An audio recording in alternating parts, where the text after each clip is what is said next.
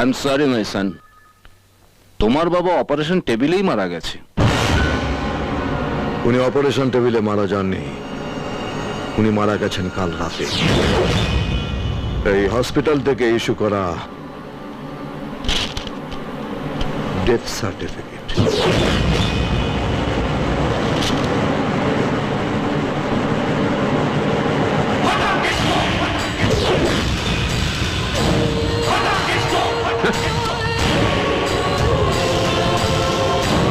স্বরাষ্ট্রমন্ত্রী ফাটাকেষ্ট, গুন্ডা ফাটাকেষ্ট 7 দিনের জন্য শুধু পোশাকটা বদলেছি।